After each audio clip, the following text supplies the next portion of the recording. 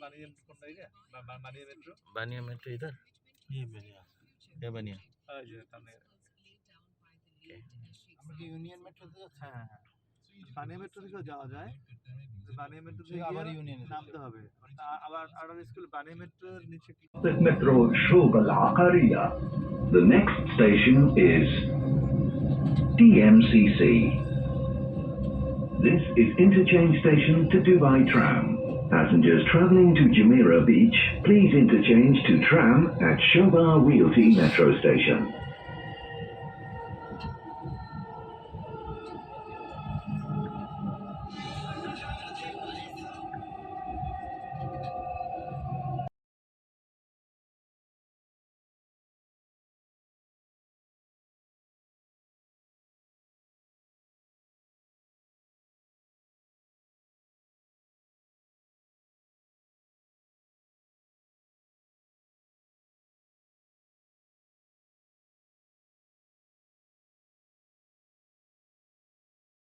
as a whole.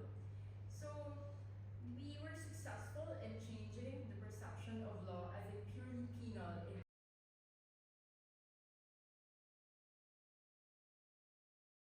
Hello everyone, my name is Mariam Fatima and I'm here in Middlesex University Block 16 as part of the Climate Law and Governance Day to showcase you from different student perspectives what our solutions are regarding sustainability. For example, on my stall we are showcasing ocean conservation and what the importance of sharks are in the oceans. While they might be deemed as predators, they actually give more life than take life away. So right here in Block 16, we have different student presentations and solutions, some of which over here, as you can see, discusses energy conservation.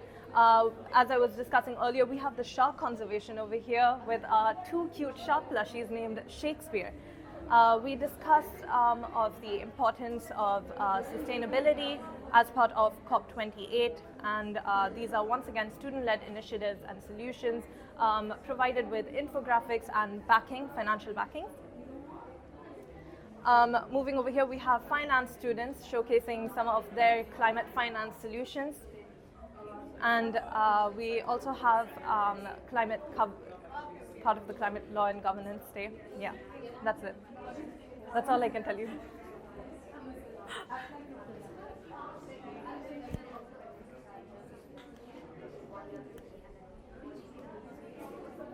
So these are the infographics which were displayed, and some of them have even won competitions, I believe. And that's what we have at Middlesex University to offer thus far.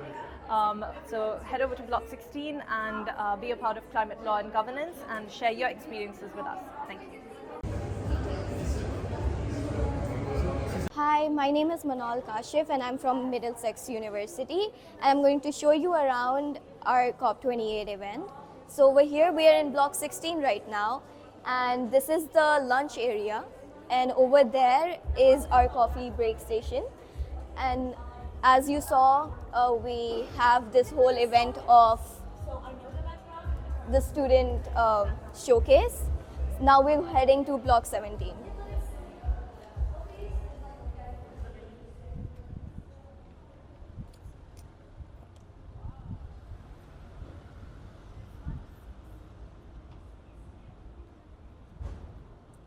In Block 17, we have Rio de Janeiro room, in which there are many sessions taking place. 4 sessions are taking place. One is about sustainability, one is about education, one is about technology, and the other is about how we protect the environment from changing. That's it.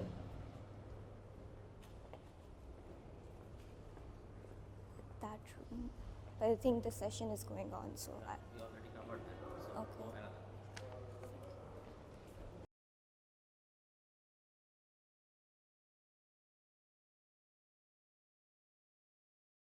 Trends is hosted by the Foundation for Development of Education System, FRSL, the National Agency for the Erasmus Plus program, and the about our session, as I said, the title is Developing Education Capacity for Climate Law and Policy, European Global Trends, a few words of introduction.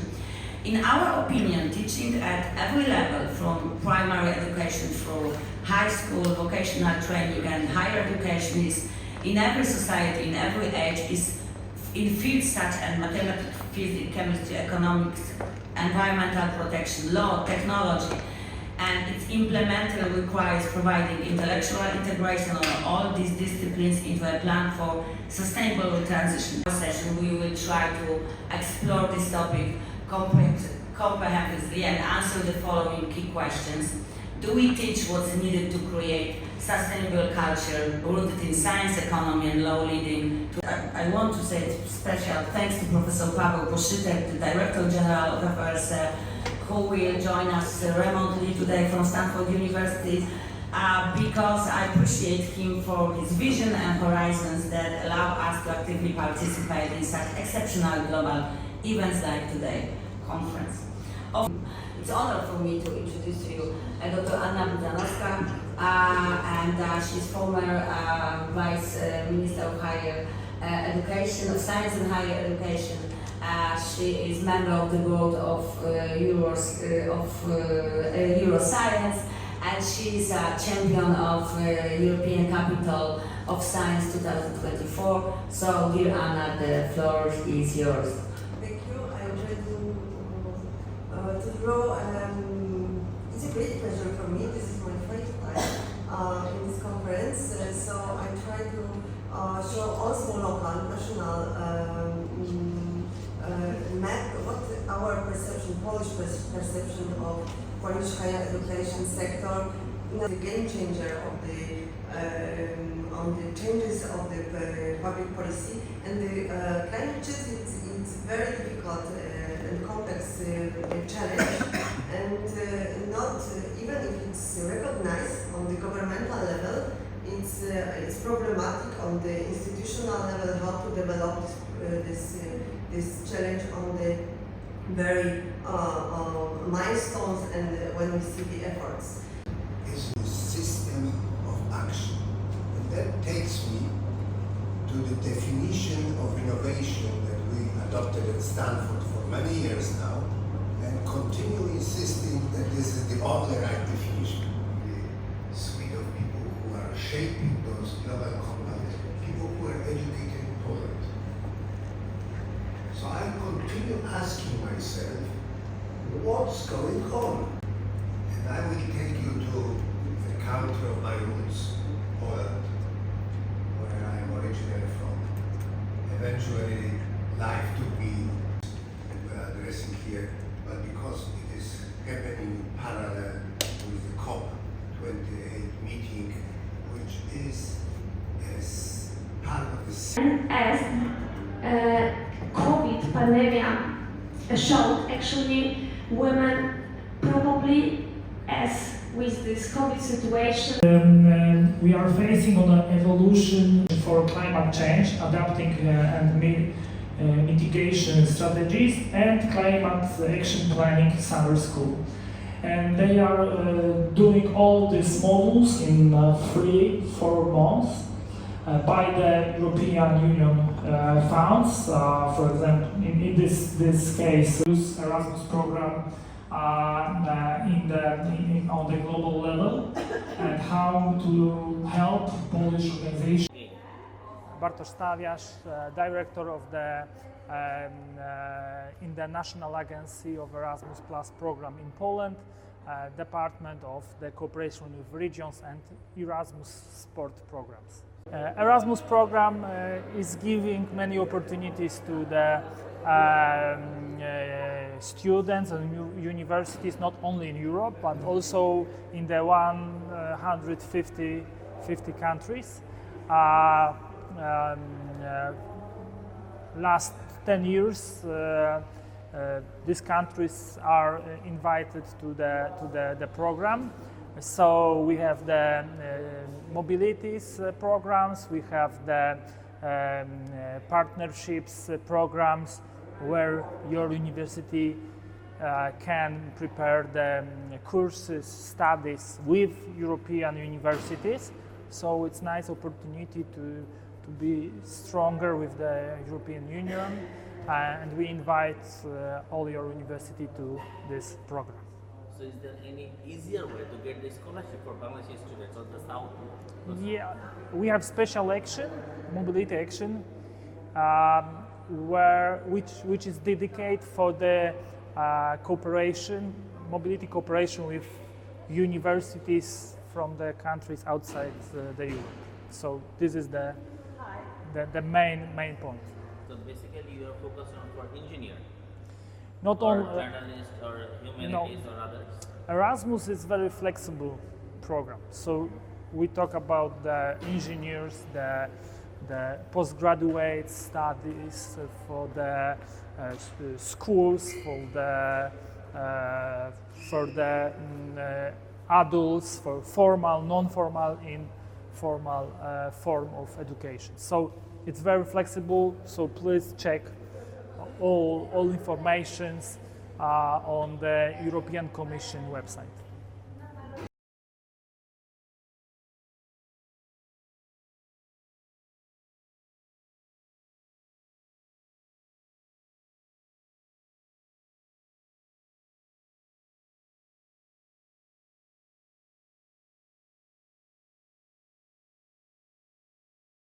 Now we're in block 15, and over here the grand ceremony of the COP28 takes place.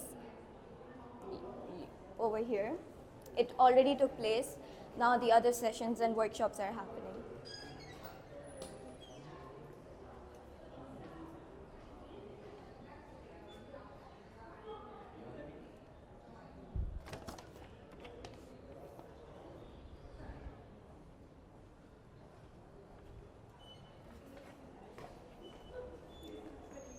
This is another room where the workshop is going on. So.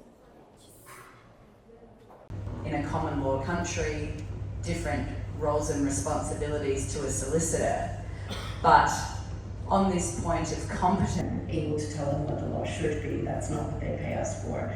You have to go to your politicians for that. Just one thing to pick up on, whether, for example, as an employment lawyer, climate affects your law, I can assure you it does, and the answer to that is found at Hughes Hole system. So we're not in a position such as a solicitor's firm who is able to select the clients that they affect factually the context in which we are advising our clients, particularly me who works in the built environment sector. Predominantly, it's a fact of life, and every client is acutely conscious of it, especially my infrastructure clients who are looking down the line at not only a legal framework. we don't have someone flying that flag directly, so I will just quickly give you an overview. It made a number of points plainly clear for the legal sector, one of which is law firms as business enterprises are capable of greenwashing, and that lawyers themselves should be aware of this, and I say should.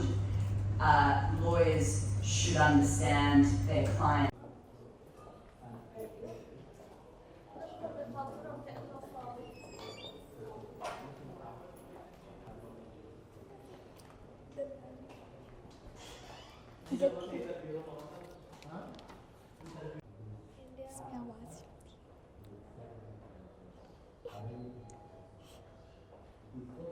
One significance of the names of the rooms is that these are the places where COP28 has happened before, and that's why they named every room of our theater, they changed it to these, like Dubai Plenary, the Marrakesh room, the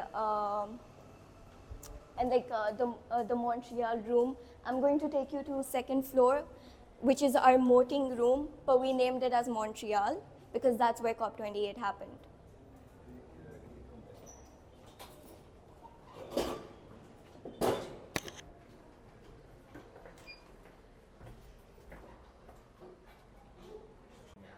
So these are our moting rooms. These are used for law students, and now it has designed as a Montreal room. The sessions are taking place. You can record from level, right? To translate all these global policies, because we need to act the local level. With that said, we'll go for a few minutes question and answer. Before that, I'll be very happy to hear Christina a few words. to add something how the compliance committee is working. Krishna, will you please come here? The compliance committee is operational now, which is a big step compared to last year. It was already established obligations, which fall squarely under the mandate of the compliance committee. But it's true, and I guess Uni spoke to that the committee itself has a facilitative function, is supposed to support parties in meeting their obligations, but it also has a function to alert to cases of non-compliance. I think that's a very important aspect, that at least in the context of the Paris Agreement, this body of accountability is in place and it is taking its first steps. The step has to be taken first to clarify what are the legal obligations, and then we'll see what comes. But the question is put squarely to the International Court of Justice, and it's going to be interesting to see what the court is going to say. The ISCN is involved in all three of these proceedings. It was invited by ITLOS and the Inter-American Court on Human Rights and authorized by the ICJ. I think the challenge, the negotiations are ongoing, and those are the main challenges. We do not have the reliable data. Countries don't have, especially us LDC, we do not have the data, we do not have the funds, we do not have the technical experts that is needed to address some of these issues. And that goes specifically to our lead negotiator on loss and damage. He will address that. Thank you. Well, I guess most of the loss and damage questions go to you, and I wasn't quite privy to the discussions previously, but I think back to your question about the corporate sector. I think one issue is getting private support into the fund as well. I think that's going to be absolutely crucial. We know that public funding is limited, and we already have a number of other funds. But getting the money to the level of as it's needed will be a major challenge. But I think we need to look alongside with litigation, and that is not either or. It's a double. Carrot. These two questions. Okay, well, let us take one more question. Professor Kamizor from Bangladesh, please.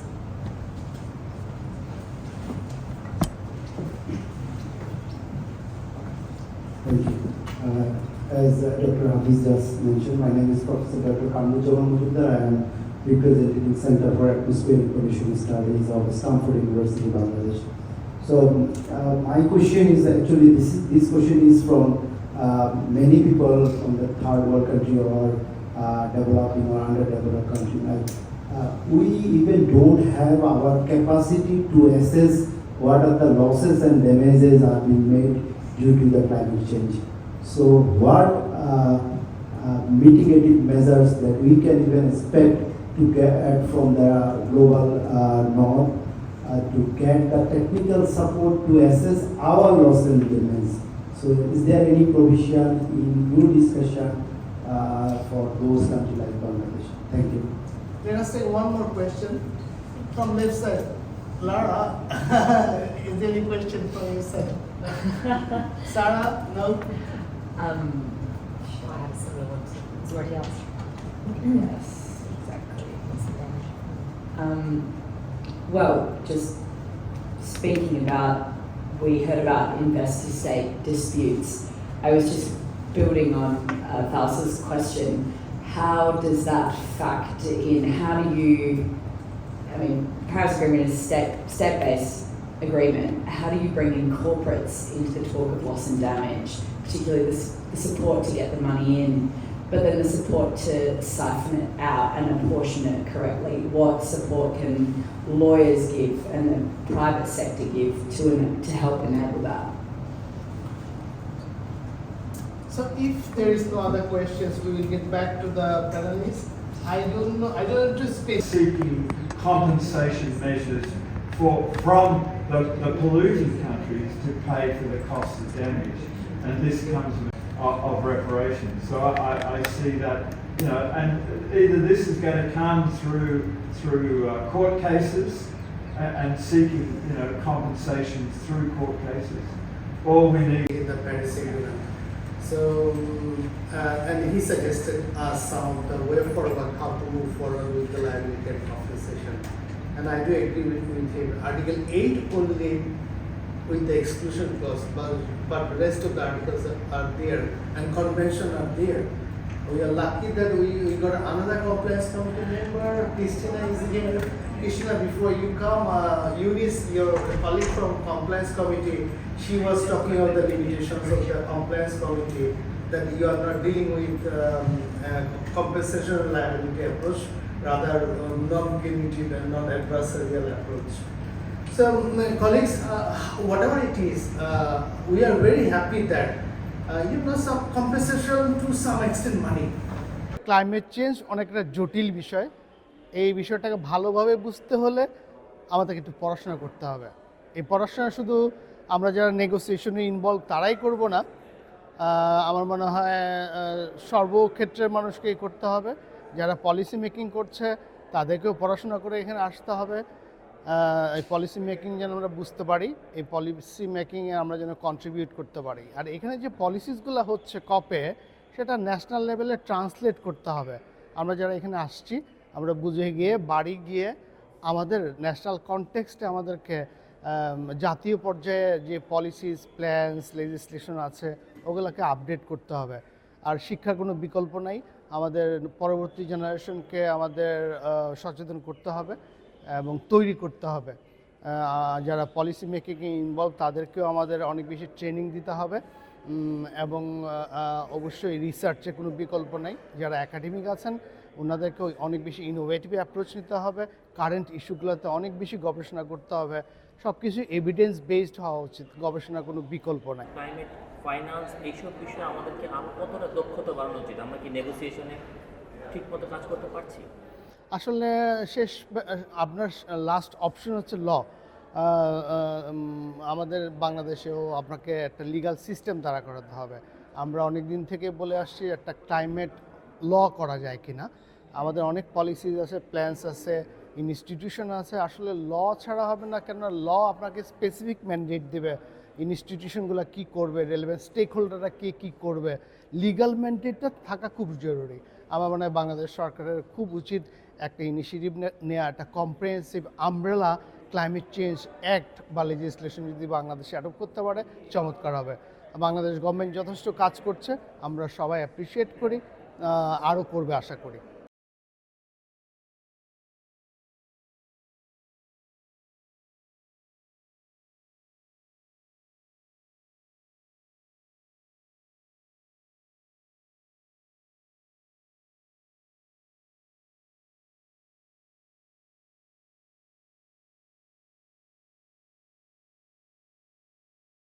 I'm the technical tutor at Middlesex University at the fashion department. So this is our student work, and it's totally sustainable. Each one of our students expresses sustainability in his or her own way. So some of them they use like scrap fabrics, some of them they create some outfit that it can be conducted into something else by removing some zipper. It can be short, long, something like this. So it can be wearable. So here we are talking about the small clothing, and also we try to stay away from using the silk fabric, which is very important because to keep more healthy and save the work.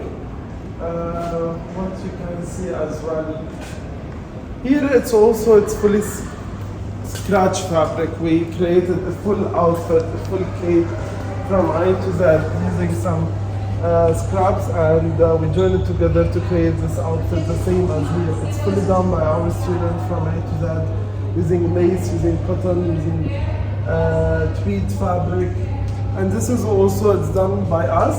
We did it using a table cover that it's Middlesex table cover, so we created this dress as well.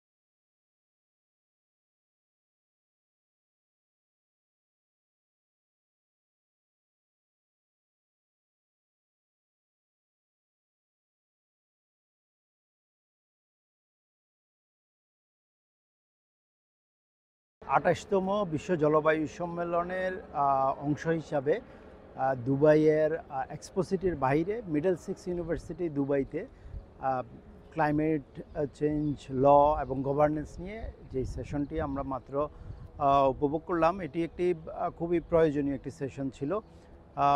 3টি aspect ছিল এই সেশনের। একটি ছিল আমরা যে সেশনটিতে সর্বশেষ অংশগ্রহণ করলাম সেটি মূলত এই রিলেটেড, অর্থাৎ ক্লাইমেট চেঞ্জ ল এবং গভর্নেন্স রিলেটেড যে এডুকেশন সিস্টেম সেটিকেই গুরুত্ব দিয়ে একটি সেশন ছিল।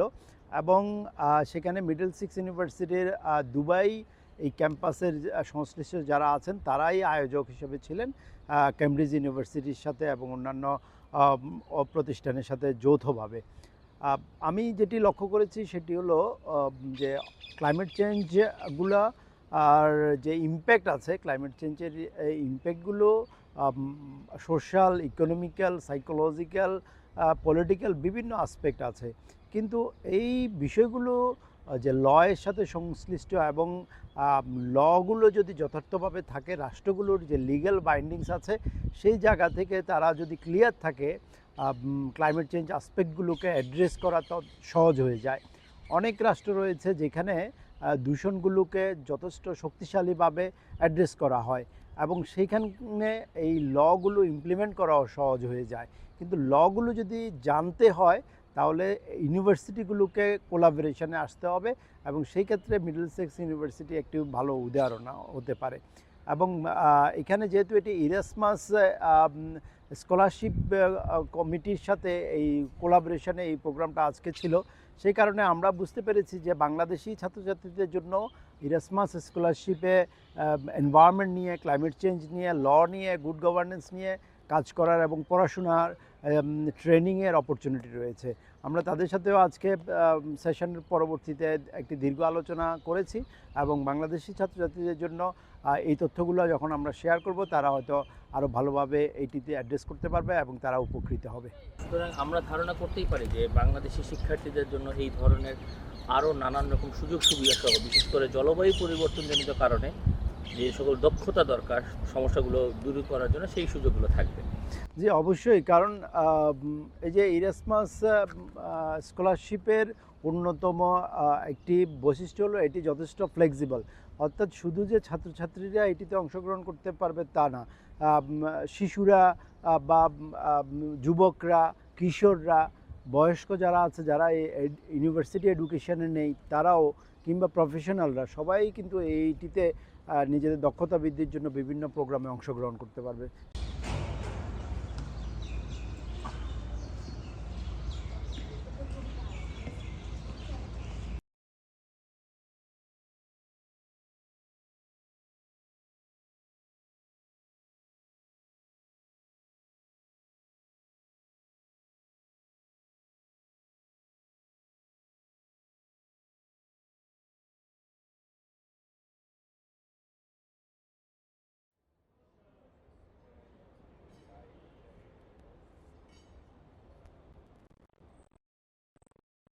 জলবায়ু পরিবর্তনজনিত বিভিন্ন সমস্যা মোকাবেলায় দরকার আরও বেশি আইনি পদক্ষেপ এবং আরও বেশি শিক্ষাগত অবস্থান, যোগ্যতা এবং দক্ষতা। সেজন্য 28তম আন্তর্জাতিক জলবায়ু সম্মেলনে আজ অনুষ্ঠিত হলো climate change and governance day. এই বিষয়ে বিভিন্ন শিক্ষাবিদ, পরিবেশবিদ এবং বিজ্ঞানীরা একসাথে হয়েছিলেন কিভাবে আগামী প্রজন্মকে আরও বেশি দক্ষ ও জনবান্ধব করে তোলা যায়। রায়হান ফেরদাউস, ইন্টারনেট সিটি, সংযুক্ত আরব আমিরাত।